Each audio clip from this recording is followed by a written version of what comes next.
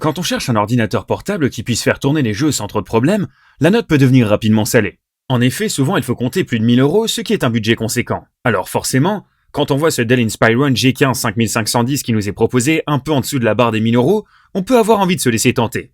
Dans cette vidéo, nous allons voir donc si c'est un bon choix. Autonomie de la batterie.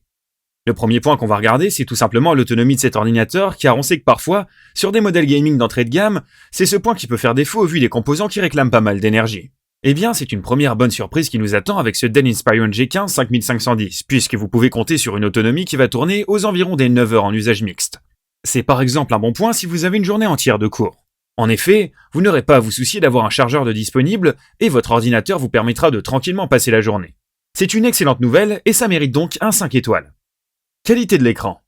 Après une bonne surprise en termes d'autonomie, on arrive quand même sur un point qui est globalement décevant, celui de la qualité de l'écran. Pour son ordinateur, Dell a fait le choix d'une dalle de 15,6 pouces en résolution Full HD.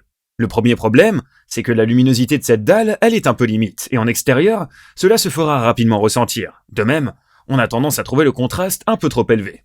Enfin, le dernier point un peu embêtant, c'est le delta E qui est aux alentours des 5, ce qui n'est pas formidable en termes de rendu de couleur. En somme, c'est un point très moyen, et ça mérite donc une note de 3 étoiles.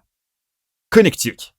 En ce qui concerne les connectiques, il y a clairement de la place sur ce modèle, et forcément du coup on a de grosses attentes, et sur ce point, bonne nouvelle, c'est le cas. En effet, on y retrouve 3 ports USB de type A, un de type C, une prise HDMI, un jack et une RJ45. C'est exactement ce que l'on est en droit d'attendre d'un ordinateur portable orienté gaming, et sur ce point-là, il n'y a pas grand-chose à dire. On a donc décidé d'attribuer à ce Dell Inspiron G15 5510 la note de 5 étoiles. Les performances. Pour ce qui est des performances, elles vont être assurées par une carte GTX 1650 couplée à un processeur Intel Core i5 Family. En plus de ça, on va avoir le droit à un disque dur en SSD qui va vous permettre de profiter de meilleures performances en jeu. Sur ce point, on peut dire que pour un ordinateur avoisinant les 1000 €, on a quelque chose de solide, qui ne peinera pas à faire tourner les jeux disponibles à l'heure actuelle sur le marché. On n'est pas sur une configuration exceptionnelle, mais le rapport qualité-prix, il est là. En somme, c'est plutôt une bonne chose qui nous propose Dell sur ce point, et pour nous, c'est suffisant pour pouvoir jouer sans trop de problèmes, ce qui remplit en quelque sorte la part du contrat, et mérite donc la note de 4 étoiles. Ergonomie. Au niveau du design et de l'ergonomie, Dell a fait un choix qui va plaire à certains et déplaire à d'autres. Ce qui est sûr, c'est que ce design, on ne peut pas dire qu'on l'a vu partout, ce qui est quand même une prise de risque appréciable.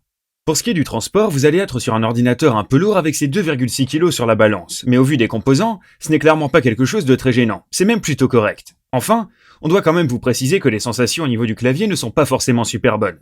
C'est correct, mais sans plus. En résumé, pour ce point, nous avons attribué la note de 4 étoiles. Conclusion.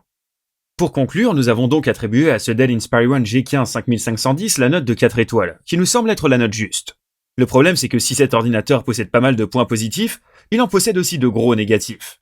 On peut par exemple pointer du doigt ce qui est sûrement le plus gros point faible de cet ordinateur, son écran. Or, on le sait, un écran, c'est très important, surtout quand l'ordinateur est orienté gaming. Pour résumer, les points forts, une excellente autonomie, des performances plus que correctes. Il y a ce qu'il faut en termes de connectique. Les points faibles, un écran qui est un peu limite, des sensations au clavier qui sont moyennes. Et pour résumer les notes, autonomie de la batterie 5 étoiles, qualité de l'écran 3 étoiles, les connectiques 5 étoiles, performance 4 étoiles et ergonomie 4 étoiles. Et comme note générale, on lui a attribué donc un 4 étoiles. Voilà, on espère que vous pourrez vous en faire une idée. En attendant, prenez soin de vous et on se retrouve très bientôt.